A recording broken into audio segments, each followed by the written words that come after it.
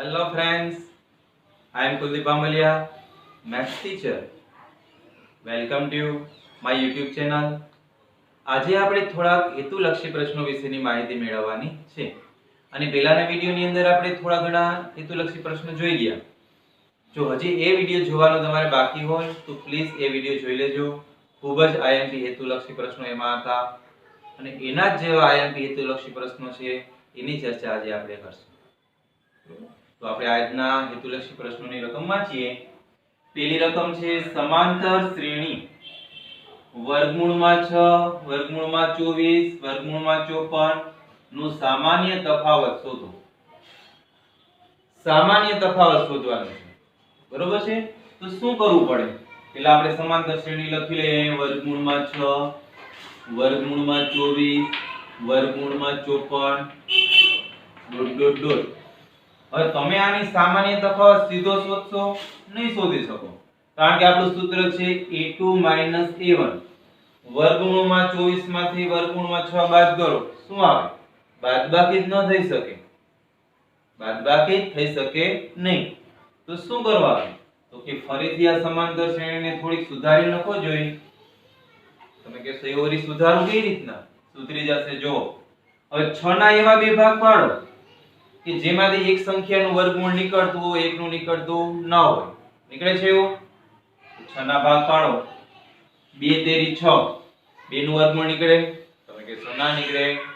3 નું નીકળે? તમે કહેશો ના નીકળે. 2 માંથી એકનું વર્ગમૂળ નીકળે નહીં તો આપણે ભાગ પાડવાનું કોઈ કારણ નથી. તો રાખ દે એમનો વર્ગમૂળમાં 6. એમના પછી નેક્સ્ટ 24 છે. 24 ના હવે એવા બે ભાગ પાડો જોઈએ કે જેમાંથી એક સંખ્યાનું વર્ગમૂળ નીકળતું હોય, એકનું નીકળતું ન હોય.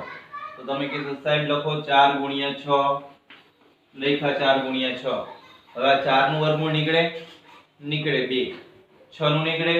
6 નું ના નીકળે. તો 6 આપણે એમનેમ રાખશું, બરોબર. નેક્સ્ટ સ્ટેપમાં એવી જ રીતના લખીએ વર્ગમૂળમાં 54. 54 ના એવા બે ભાગ પાડો કે જેમાંથી એક સંખ્યાનું વર્ગમૂળ નીકળતું હોય, એકનું ના નીકળતું હોય. એવી સંખ્યા છે 9 6 54, બરોબર. ... હવે આપણી સમાંતર શ્રેણી સાચી બનશે. વર્ગમૂળમાં 6, 4 નું વર્ગમૂળ એટલે 2, વર્ગમૂળમાં 6, 9 નું વર્ગમૂળ 3, વર્ગમૂળમાં 6... બરોબર. હવે આપણી સમાંતર શ્રેણી બની ગઈ. હવે આપણે d શોધવું હોય તો શોધી શકાય. તમે કહેશો હવે તો સાહેબ અમને આવડે.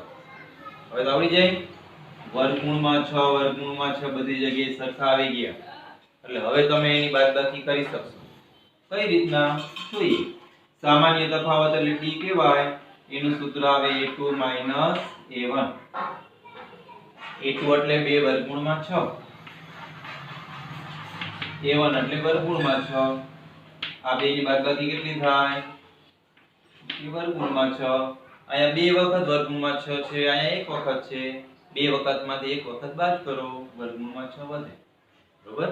તો આ પ્રમાણે વર્ગમૂળમાં જ્યારે સમાંતર શ્રેણી આપી હોય ત્યારે આ પ્રમાણે સમાંતર શ્રેણી તમે એનો d શોધી શકો છો. ઓકે. હવે આપણે એના પછીનો નેક્સ્ટ બીજો દાખલો છે એ જોઈએ. આનો જવાબ અહીંયા આવ્યો તો લખી નાખીએ વર્ગમૂળમાં 6. ઓકે. ચાલો નેક્સ્ટ દાખલો જોઈએ. આ દાખલો જે પૂછી નાખો. એમના પછી નેક્સ્ટ દાખલામાં રકમ વાંચીએ. એક સમાંતર શ્રેણીનું સામાન્ય તફાવત 5/2 છે. સામાન્ય તફાવત એટલે શું? તો કે d. d તમને આપી દીધો છે 5/2. આ શ્રેણીનું 15મું પદ છે એ તેના 5મા પદ કરતા કેટલું વધારે છે? આ જે સમાંતર શ્રેણી છે એનું 15મું પદ 5મા પદ કરતા કેટલું વધારે છે એ આપણે શોધવાનું છે. સમીકરણ બનાવો. સમીકરણ બની જાય એટલે તમારો જવાબ મળી જાય. કેમ કરવાનું? તમને કીધું એ સમાંતર શ્રેણીનું 15મું પદ, તો 15મા પદને કહેવાય a15. 15મું પદ કેટલું છે? તો કે 5મા પદ કરતા કેટલું વધારે છે એમ કીધું છે. 15મું પદ છે એ 5મા પદ કરતા કેટલું વધારે છે. વધારે એટલે સરવાળો ખબર છે, પણ કેટલું વધારે છે આપણે ખબર નથી. કેટલું વધારે ખબર ન હોય તો x ધારી લેવાનું. સમાંતર શ્રેણીનું 15મું પદ 5મા પદ કરતા x વધારે છે. અહીંયા આપણે x ની કિંમત શોધી લઈએ એટલે એ આપણો જવાબ હોય. સમજાણું આ? ઓકે. હવે 15મા પદનું સૂત્ર શું આવે? a + 14t કહેવાય. 5મા પદનું સૂત્ર શું આવે? a + 4t કહેવાય વત્તા x. x ના x બે બાજુ a એ ઉડી જશે. બે બાજુ પ્લસ પ્લસ છે, સરખા પદ છે, ઉડી જાય. 14d 14 ના 14 d એટલે કેટલા? તો કે 5/2 લખો. 4 ના 4 d એટલે કેટલા? તો કે આપેલા છે 5/2 વત્તા x ના x. છે ઉડી જશે. અહીંયા 2 + 14 અહીંયા 2 દુ 4 7 × 5 કેટલા થાય? 35. 5 દુ 10 થાય. લઈ લ્યો આ બાજુ એને પક્ષાંતર કરી જ નાખીએ. 5 દુ 10 પક્ષાંતર કરીએ એટલે માઈનસ થઈ જાય બરાબર 35 માંથી 10 જાય તો 25. બરાબર. શું જવાબ આવ્યો? તો તેના 5મા પદ કરતા કેટલું વધારે હોય? તો એ આપણે x ધારેલો હતો. x = 25 મળ્યા. આપણો જવાબ છે 25. ઓકે. નેક્સ્ટ ત્રીજો પ્રશ્ન સમજાઈ જાય છે ને કે આયા? બરોબર. વ્યવસ્થિત જોજો. હજી ન સમજાણું ફરીથી રિવાઇન્ડ કરી નાખો વિડિયો. ફરીથી સમજવાનો પ્રયત્ન કરો. બરોબર. IMP જે તમારા હેતુલક્ષી છે ને એ જ આપણે અહીંયા લઈએ છીએ, જે પરીક્ષામાં પૂછાઈ શકે હોય તેવા. એમના પછી ત્રીજો ત્રિકોણ PQR અને ત્રિકોણ XYZ માં PQ છેદ XY, QR છેદ YZ, PR છેદ XZ બરાબર 2/5 હોય તો PQR જેમ XYZ શોધો. બરાબર. સૌથી પહેલા આપણે આકૃતિ દોરી લઈએ એટલે આપણો દાખલો થોડોક સરળ બની જાય.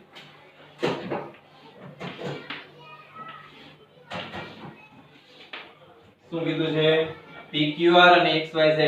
આને આપણે નામ આપી દઈએ PQR અને નામ આપણે આપી દઈએ XYZ. ઓકે. હવે PQR માં જો PQ, QR અને PR ત્રણેય બાજુના માપ સરખા જ છે અને એ કેટલા છે? 2 છે. તો આપણે બધી બાજુના માપ લખી નાખો 2 2 2. એવું થાય ને આનો અર્થ? આનો અર્થ એવું જ થાય.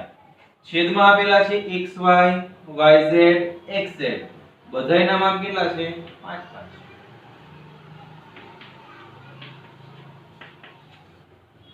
તો હવે તમે જ કહેશો ભાઈ આ બે ત્રિકોણ છે કેવા ત્રિકોણ છે? તો તમે કહેશો બધાયના માપ સરખા હોય તો એ સમબાજુ ત્રિકોણ જ હોય ને.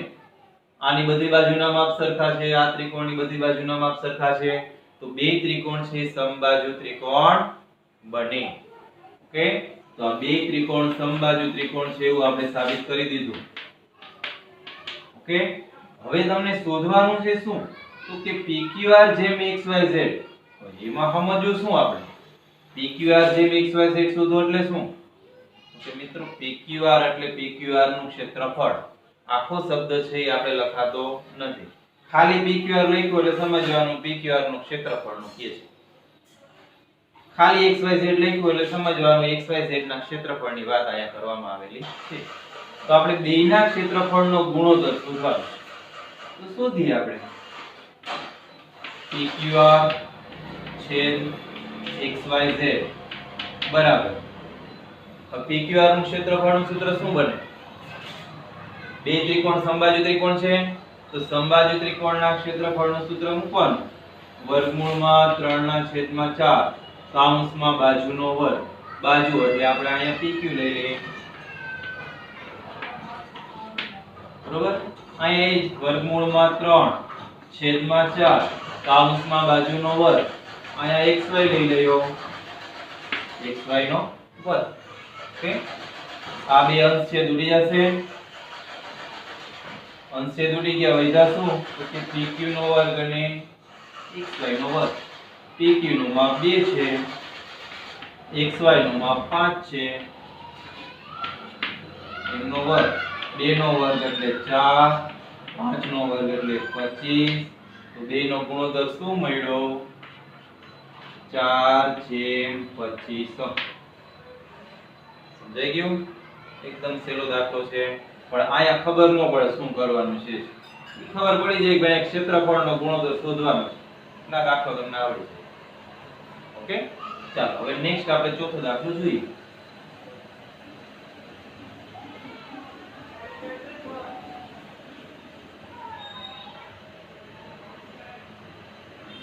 ચાલો ચોથો પ્રશ્ન શું કહે છે? જે ત્રિકોણની બાજુઓ 12 સેમી, 35 સેમી અને 37 સેમી હોય તેના અંતઃવૃત્તની ત્રિજ્યા કેટલી થાય? એ ત્રિકોણની ત્રણેય બાજુઓને સમાવતું કોઈ વર્તુળ દોરવામાં આવે તો એ વર્તુળની ત્રિજ્યા કેટલી થશે? બરોબર, આ ત્રણ ત્રિકોણની ત્રણેય બાજુઓના માપ આપ્યા છે 12, 35 અને 37. તો ત્રિકોણની ત્રણેય શિરોબિંદુને સમાવતું જો કોઈ વર્તુળ દોરવામાં આવે તો એ વર્તુળની ત્રિજ્યા કેટલી હશે એ આપણે અહીંયા શોધવાનું છે. ઓકે, તો એના માટે શોર્ટ એન્ડ સ્વીટ સૂત્ર છે અંતઃવૃત્તની ત્રિજ્યા શોધવા માટે. જે બાજુ મોટી હોય ને એ મોટી બાજુમાંથી જે બે નાની બાજુ હોય એનો સરવાળો બાદ કરી દેવાનો. બરોબર, એટલે કે આપણે નાની બાજુ કઈ છે? સૌથી મોટી બાજુ કઈ છે? તો કે 37 છે. એમાંથી આ બે નાની બાજુઓ છે ને બાદ કરી દે. આનું સૂત્ર એટલે આવું બને: AB + BC - AC બધાના છેદમાં 2. આ એનું સૂત્ર છે. AB એટલે 12, BC એટલે 35, 12 + 35 ઓછા AC એટલે 37. ઓકે, બધાના છેદમાં 2. બરોબર, શું કીધું તું? જે બે નાની બાજુ હોય એનો સરવાળો કરવાનો, એમાંથી મોટી બાજુ બાદ કરી દેવાની. તો આ બે નાની બાજુ છે, આ મોટી છે, એમાંથી બાદ કરી દે. 35 ને 12 47, 47 માંથી 37 જાય તો 10 છેદમાં 2, 10 ના છેદમાં 2 એટલે 5. તો અંતઃવૃત્તની ત્રિજ્યા કેટલી મળી? 5. સૂત્ર યાદ રાખવાનું. મોસ્ટ આઈએમપી છે આ ખાલી જગ્યા એમસીક્યુ ખરા ખોટા ગમે તેમાં પૂછી શકે, પણ મોસ્ટ આઈએમપી છે અંતઃવૃત્તની ત્રિજ્યા. ઓકે, ચાલો તો નેક્સ્ટ હવે આપણે ચાર પ્રશ્નો જોયા, અને જેવા બીજા ચાર પ્રશ્નો આપણે જોઈએ. ઓકે,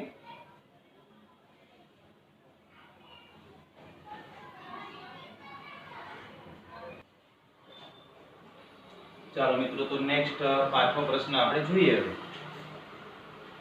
r ત્રિજ્યાવાળા અર્ધગોલકમાંથી કોતરીને બનાવેલ શંકુ એનું મહત્તમ ઘનફળ ખાલી જગ્યા થાય.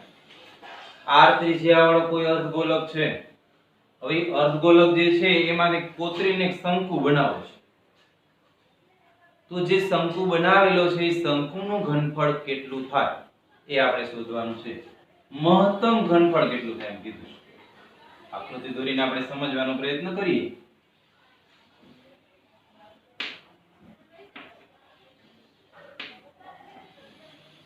ચાલો, આ અર્ધગોલક છે. હવે આ અર્ધગોલકમાંથી આપણે શંકુ કાપવું હોય તો કઈ રીતના કાપી શકીએ? તો કે શંકુનો આપણે નીચેનો ભાગ તો આટલો રાખવો તો રાખી શકીએ કે નહીં? હા, એ તો રાખી જ શકીએ ને. મહત્તમ કીધું એટલે વધારેમાં વધારે તમે આટલો વ્યાસ રાખી શકો. જે શંકુ આપણે નવો બનાવો છે એનો મહત્તમ વ્યાસ છે તમે આટલો રાખી શકો. આ ગોળાનો જે વ્યાસ છે એટલો જ રાખી શકો. બરોબર, હવે શંકુ આપણે બનાવો છે તો આ પ્રમાણે બને. તો આ શંકુની ઊંચાઈ થાય, આ શંકુની શું બનશે?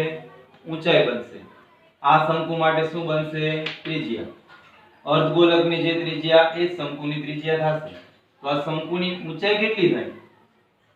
તો કે આ શંકુની ઊંચાઈ છે ને અર્ધગોલકની ત્રિજ્યા બરાબર થાય. તો આ શંકુની ઊંચાઈ છે કેટલી લેશું આપણે? શંકુની ઊંચાઈ બરાબર h. અને ઈ h બરાબર કેટલા લઈ શકાય? તો જો કે ગોળાની જે ત્રિજ્યા છે ને એના બરાબર. આ ગોળાની ત્રિજ્યા જ કહેવાય. ગોળાની ત્રિજ્યા છે એ શંકુની ઊંચાઈ થશે એટલે આપણે ઊંચાઈ બરાબર આપણે r લઈ શકીએ. ઓકે, તો હવે જોઈએ શંકુના ઘનફળ આપણે કેટલું મળે છે. શંકુનું ઘનફળ સૂત્ર તમને આવડતું હોવું જોઈએ. બોલો જે શું સૂત્ર છે? હા, બરોબર છે.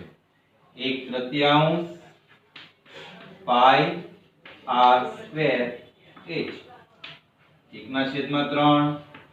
આવો એમસીક્યુ હશે તેમાં તમારે ફાઇનલ જવાબ નહીં આપ્યો હોય એટલે આપણે પાઈ ની કિંમત અહીંયા કાઈ મૂકવાની રહેશે નહીં.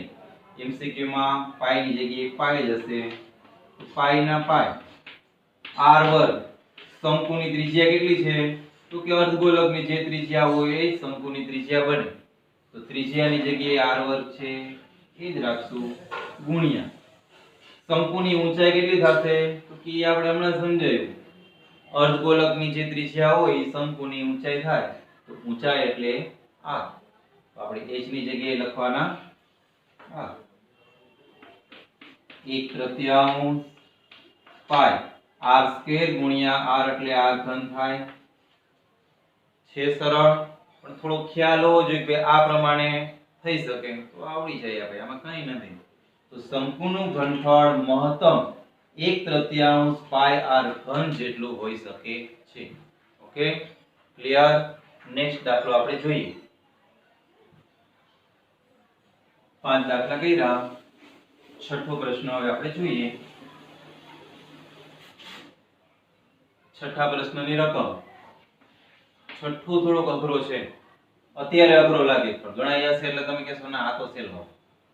અહીંયા આપેલું છે ભાઈ x બરાબર a sec થીટા y બરાબર b tan થીટા હોય તો b વર્ગ x વર્ગ માઈનસ a વર્ગ y વર્ગ બરાબર ખાલી જગ્યા.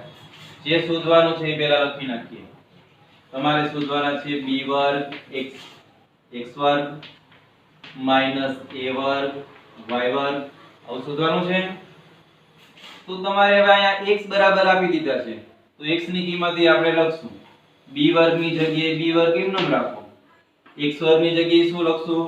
તો કે x વર્ગ ની જગ્યાએ લખશું a sec theta. a sec theta લખો અહીંયા a sec થીટા. બરોબર, x નો વર્ગ છે લાખા કાઉન્સ નો વર્ગ કરાય. બરોબર, માઈનસ છે તો માઈનસ લખો.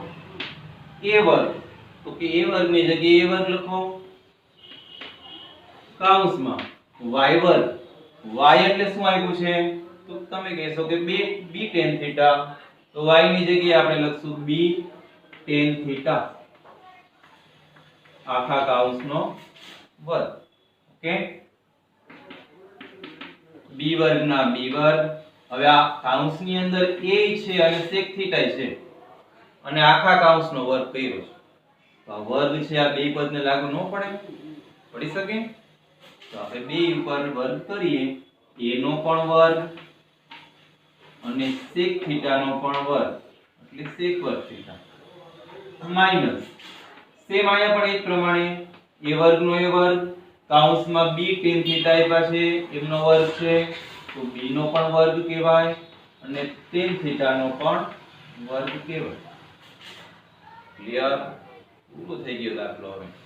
હવે બાકી શું છે? તો કે હવે બેયમાં સામાન્ય કઈ નીકળતો હોય તો કાઢીએ. બેયમાં b વર્ગ a વર્ગ છે. બરોબર, તમે કહો સાહેબ અહીંયા તો a વર્ગ b વર્ગ છે, અહીંયા b વર્ગ a વર્ગ છે તો થોડું સામાન્ય નીકળે. બે એક જ કહેવાય મિત્રો. બે ગુણાકારના સંબંધમાં છે. 2 ગુણ્યા 3 લખો તો એ કહેવાય. 3 ગુણ્યા 2 કરો તો એ કહેવાય. જવાબ તો સરખો જ આવે ને. 3 દુ 6 થાય ને આ 2 તેરી 6 થાય ને 3 દુ 6 થાય. ગુણાકારમાં કાઈ ફેર પડે નહીં. તો બેયમાંથી આપણે a વર્ગ b વર્ગ છે એ સામાન્ય કાઢીએ. અહીંથી a વર્ગ b વર્ગ સામાન્ય નીકળી ગયા. શું વધશે? કે sec વર્ગ થીટા માઈનસ અહીંથી a વર્ગ b વર્ગ નીકળી ગયા. શું વધ્યું? tan વર્ગ થીટા. વધે a વર્ગ b વર્ગ ના a વર્ગ b વર્ગ. સૂત્ર યાદ કરો. sin થીટા sin વર્ગ થીટા વત્તા cos વર્ગ થીટા બરાબર 1. sec વર્ગ થીટા માઈનસ tan વર્ગ થીટા બરાબર 1 એવું સૂત્ર હતા આપણે આગળ 8મા ચેપ્ટરમાં શીખી ગયા છીએ. એમનો ઉપયોગ કરવાનો. sec વર્ગ થીટા ઓછા tan વર્ગ થીટા બરાબર 1 થાય. આનો ગુણાકાર એકાયરે કરો શું આવે? એ જ આવે ને જવાબ. નાખો a વર્ગ b વર્ગ. તમારો જવાબ આવ્યો a વર્ગ b વર્ગ. ઓકે, તો આ આપણો છઠ્ઠો પ્રશ્ન પૂરો. નેક્સ્ટ સાતમો પ્રશ્ન લઈએ. સાતમો પ્રશ્ન છે લીપ વર્ષમાં 53 ગુરુવાર આવે તેની સંભાવના ખાલી જગ્યા છે. આવો પ્રશ્ન તમારી પરીક્ષામાં આવશે આવશે અને આવશે, 100% આવશે. વાર વાળો પ્રશ્ન તમને 15મા ચેપ્ટરમાંથી એક હશે, બરોબર. લીપ વર્ષ કે મહિનો કે ગમે તે કે આપને આવી જાવ જોઈએ. આપણે બે રીત કરી નાખશું, બરોબર. સૂત્ર આપણું આવે p of a બરાબર m ના છેદમાં a, બરોબર. આવડી જવો જોઈએ. વારનો પ્રશ્ન ગમે તે પૂછે આપણે આવડી જવો જોઈએ. આપણે એ પ્રમાણે શીખવાડશું. ગમે તે પૂછે ને તમને વારનો પ્રશ્ન હોય ને એટલે n બરાબર તમારે છે ને 7 લખી જ નાખવાના, આખું બંધ કરી છેદમાં 7 આવે આવે આવે ને આવે છે. હવે અહીંયા પ્રશ્ન છે લીપ વર્ષનો. તો લીપ વર્ષમાં દિવસો કેટલા હોય? તમે કહેશો લીપ વર્ષમાં સાહેબ 366 દિવસ હોય. લીપ વર્ષ ન હોય તો 365 અને લીપ વર્ષ હોય તો 366 હોય. 366 માંથી તમારે છે ને 364 બાદ કરવાના. તમે કહેશો શું કામ 364? તો કે કોઈ પણ વર્ષ હોય ને એમાં કોઈ પણ વાર છે ને 52 વખત તો આવે છે. તો આપણે 52 ગુણ્યા 7 થઈ જાય. તમને આ 364 ભૂલાઈ જાય ને તો કામ આવે. 7 દુ 14, 14 નો ચોગડો વધી 1, 7 પચા 35, 35 ને 36. આ પ્રમાણે કોઈ પણ વર્ષ હોય કોઈ પણ વાર છે ઈ 52 વખત આવે આવે ને આવે. ગુરુવાર છે તો વર્ષમાં 52 વાર તો આવે છે. ઓછામાં ઓછા 52 વાર તો આવે છે. એના કરતા વધારે આવી શકે પણ એના કરતા ઓછા નહીં જ. તો 366 માંથી 364 બાદ કરજો. કેટલા વધે? અમે કહેશો 2. તો અહીંયા આપણે m ની જગ્યાએ લખવાના 2. શું જવાબ આવ્યો આનો? 2 ના છેદમાં 7. પણ આની જગ્યાએ કદાચ એમ હોય જાન્યુઆરી માસમાં 5 ગુરુવાર આવે એની સંભાવના. મહિનો હશે ને તો 5 જ હશે. અહીંયા પછી 6 નહીં લખ્યા હોય ક્યારે 4 લખશે ક્યારેક પણ 6 ક્યારે હશે નહીં, બરોબર. કા 4 હશે. 4 હશે તો ફેબ્રુઆરી મહિનો હશે. સીમા સિવાય 4 પણ ક્યાંય નહીં હોય. ફેબ્રુઆરી મહિનો હશે તો તમને 4 વાળો પ્રશ્ન પૂછી શકે. એટલે તમને જો માસનો પ્રશ્ન હોય તો અહીંયા પાછળ હોય 5 ગુરુવાર આવે એની સંભાવના. તમને એમ કે જાન્યુઆરી માસમાં 5 વાર ગુરુવાર આવે એની સંભાવના શોધો. જાન્યુઆરી માસમાં દિવસો કેટલા હોય? તો કે 31. કોઈ પણ માસ હોય એમાં કોઈ પણ વાર છે 4 વખત આવે આવે અને આવે. 4 વખત આવે એટલે 7 ચોક 28 બાદ થાય. આમાંથી 28 બાદ કરી દેવાનું. 3 ના છેદમાં 7. બરોબર. જાન્યુઆરી નથી કીધું ભાઈ તમને, માર્ચ મહિનો એપ્રિલ મહિનો કીધો છે. તો એપ્રિલ ના 30 દિવસ એમાં 28 દિવસ હોય. 30 માંથી 28 જાય 2 ના છેદમાં 7. તમને 12 માસના દિવસોની સંખ્યા આવડવી જોઈએ. એના માટે તમને ખ્યાલ જ હશે 9મા ધોરણમાં તમને શીખવાડેલું હશે. આ યાદ રાખવાની મુઠ્ઠી. શું યાદ રાખવાની? મુઠ્ઠી. આપણે અહીંથી ચાલુ કરવાનું. જ્યાં ટેકરો આવે ને 31 દિવસ હોય. ખાડો આવે ને 30 દિવસ. જાન્યુઆરી, ફેબ્રુઆરી, માર્ચ, એપ્રિલ, મે, જૂન, જુલાઈ. એક વખત ટેકરામાં એક વખત ખાડામાં. ખાડામાં જે દિવસો આવે એ 30 હોય. ટેકરામાં જે દિવસો આવે 31 હોય. સિવાય ફેબ્રુઆરી. ફેબ્રુઆરીમાં 28. લીપ વર્ષ હોય તો 29. ઓકે. ગમે તે પ્રશ્ન પૂછે તમને. હવે વર્ષનો પ્રશ્ન હોય એટલે 366 ફિક્સ. લીપ વર્ષ હોય તો. લીપ વર્ષ ન હોય તો 365 ફિક્સ. અહીંયા લીપ વર્ષ એવો શબ્દ ન આપ્યો, ખાલી વર્ષમાં લખ્યું હોત તો 365 માંથી 364 બાદ કરો. 1 ના છેદમાં 7. મહિનો ગમે તે હોય એના દિવસો યાદ કરવાના, બરોબર. એપ્રિલ કીધું હોય તો 30 માઈનસ 28 2 ના છેદમાં 7. સમજાઈ જાય? ગમે તે મહિનો પૂછે તમને હવે પ્રશ્ન આવડી જાવો જોઈએ. ઓકે, હજી આપણે એવું હશે તો આના પછીના લેક્ચરની અંદર પણ આવો એકાદ પ્રશ્ન હજી સોલ્વ કરશું. પણ આ પ્રશ્ન છે એ અહીંયા લગભગ સમજાઈ જાય એવો છે. આના સિવાય કઈ પ્રશ્ન હોઈ શકે નહીં. ઓકે, આ તો કરી જ લેવાનું. આ 100% નો પ્રશ્ન છે. વાર વાળો પ્રશ્ન દર વખતે પૂછે છે. કયો વાર આવશે, કેટલી વાર આવશે, એની સંભાવના. નેક્સ્ટ 8મો પ્રશ્ન. ચડતા ક્રમે ગોઠવેલા અવલોકનો 16, 17, 1, 2, 1, 27 અને 30 એનો મધ્યસ્થ 26 હોય તો x શોધો. અહીંયા મધ્યસ્થ છે તમને આપી દીધો છે, અવલોકનો છે એ પણ ચડતા ક્રમમાં આપી દીધા છે. તમારે અહીંયા જે x આપેલા છે એ શોધવાના છે. તો મધ્યસ્થનું સૂત્ર મૂકવાનું.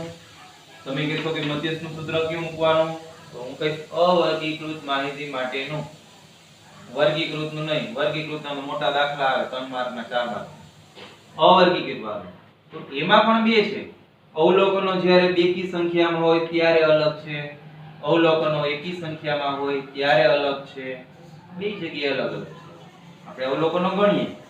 1, 2 આખું એક જ અવલોકન છે.